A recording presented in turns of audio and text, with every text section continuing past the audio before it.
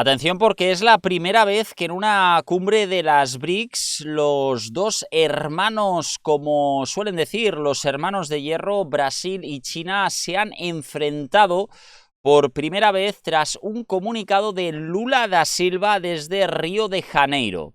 Vamos a estar viendo los comentarios de Lula y cómo esto podría entenderse como un antes y un después y un anticipo a estas nuevas relaciones bilaterales entre estas dos grandes naciones. Fijaros en lo que ha estado comentando Lula da Silva y vamos a estar viendo, cómo no, y reaccionando a estas declaraciones. A importância da mulher.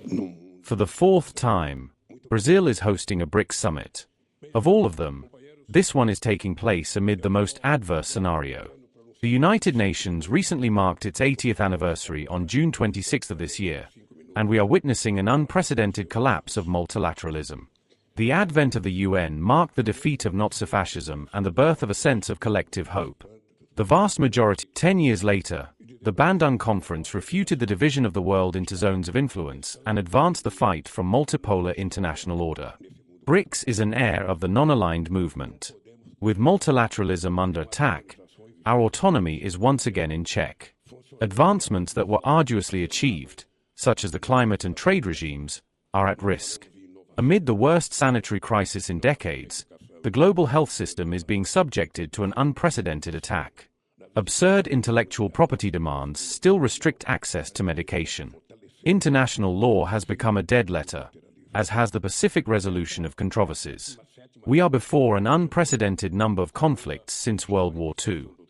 Atención porque Brasil por primera vez también está cogiendo esa tesitura como país que está denunciando de forma evidente, de forma directa, el hecho de que se estén bloqueando medicamentos. Aquí claramente está hablando de la terrible guerra que se está viviendo en Gaza y esta ayuda humanitaria que muchas veces es bloqueada por algunos países para evitar también que entren armas, ¿no? O sea, eso es lo que, por ejemplo, Israel hablaba sobre el convenio en Chipre, ¿no? Esos barcos que entran a los puertos de Gaza dicen que no pueden entrar precisamente por el hecho de que puedan entrar también misiles. Pero bueno, también las convenciones mundiales, la ONU ha estado criticando abiertamente todo esto, lo que indica que la propia ONU también estaría vinculándose directamente con las propias BRICS, ¿no? O por lo menos en algunos de sus comunicados. NATO's recent decision feeds the arms race. It is easier to designate 5% of the GDP to military spending than to allocate the 0.7% that has been promised for official development assistance. This demonstrates that the resources for the implementation of the 2030 agenda do exist. However, they are not available due to a lack of political priority. The UN Security Council meetings often follow a script we know all too well. They end in a loss of credibility and paralysis. Lately, the Council is not even consulted before acts of war begin. Old rhetorical maneuvers are just being recycled to justify illegal interventions. Just as we saw with the Organization for the Prohibition of Chemical Weapons in the past, the instrumentalization of the International Atomic Energy Agency's work now risks the reputation of an organization that is fundamental for maintaining peace. The fear of a nuclear catastrophe has returned to our daily lives. To the detriment of negotiated solutions, recurring violations of state territorial integrity are undermining efforts to stop the proliferation of atomic weapons. Without the support of international law, the failure of the actions in Afghanistan, Iraq, Libya, and Syria tends to repeat itself with even graver impacts. The consequences for the stability of the Middle East and North Africa, particularly in the Sahel, have been disastrous and are felt to this day. In the void left by unresolved crises, terrorism has found fertile ground. Hate ideology must not be associated with any religion or nationality. Brazil repudiated the attacks in Kashmir. Absolutely nothing justifies the terrorist actions perpetrated by Hamas. However, we cannot remain indifferent to the genocidal practices by Israel in Gaza, the indiscriminate killing of innocent civilians, and the use of starvation as a weapon of war. The solution to this conflict will only be possible with the end of the Israeli occupation and the establishment of a sovereign Palestinian state within the 1967 borders. The Brazilian government denounced the violations of Iran's territorial integrity, just as it had done in the case of Ukraine. The parties engaged in the war in Ukraine must urgently deepen a direct dialogue that aims for a ceasefire and a lasting peace. The Friends for Peace group, formed by China and Brazil and comprising countries from the Global South, aims to identify potential avenues for ending hostilities. Meanwhile, other extremely serious crises around the world remain ignored by the international community. In Haiti, we had MINUSTAH, but the international community abandoned the country too soon.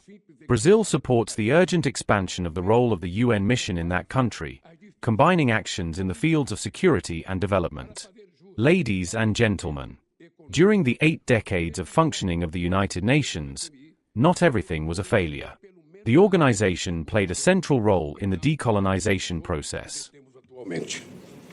Fijaros como aquí también está mandando un mensaje, ¿no?, abierto a sus otros homólogos, sobre todo China, y abriendo un debate sobre los hechos que implicarían si realmente China está de alguna manera uniéndose, ¿no?, a esta guerra comercial, o prácticamente también está sobrevalorando, ¿no? Eso es lo que dice Lula da Silva. Lo que nos hace entender es que algunos países están llevando la guerra a nivel económico, es decir, justificando una guerra en relación a lo que cada país pueda obtener en sus presuntos beneficios económicos, cosa que es curioso que por primera vez Brasil coja esa iniciativa y diga, oye, nosotros no vamos a tolerar esto, nosotros estamos hablando aquí de niveles económicos, estamos hablando aquí sobre todo de que la gente, los civiles, puedan disfrutar mejor de las opciones económicas que nos da el mundo, pero no la guerra como tal, ¿no? Aquí se abre un nuevo debate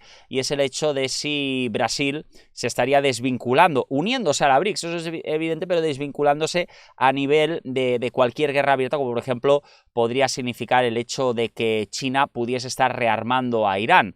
Cuidado con esto porque hay perspectivas que evidentemente Lula da Silva está abriendo, como por ejemplo el caso de India, el caso de China, ¿no? Vamos a escuchar. Onde os arranjos desenhados do pós-guerra insistem em falhar, o novo Banco do Desenvolvimento dá uma lição de governança. O ingresso da Argélia e o processo de adesão da Colômbia, o Bequistão, o Peru e todos os demais que a companheira Dilma Rousseff anunciou, atestam a capacidade do banco de oferecer financiamento para a transição justa. The prohibition of the use of biological and chemical weapons is an example of what the commitment to multilateralism can achieve. The success of UN missions in East Timor demonstrates that it is possible to promote peace and stability. Since 1968, Latin America has chosen to be a nuclear weapons-free zone. The African Union also consolidates its leadership in conflict prevention and resolution on the continent. Fijaros porque, bueno, Lula da Silva también está corroborando que, bueno, que Brasil no quiere tener armas nucleares. Esto es un comunicado directo, es un aviso a sus aliados como India y China. Dejad en los comentarios si creéis también que Lula da Silva está abriendo un nuevo camino hacia esa democracia económica, pero lejos de las armas. Como siempre, nos vemos en el próximo capítulo. Hasta luego.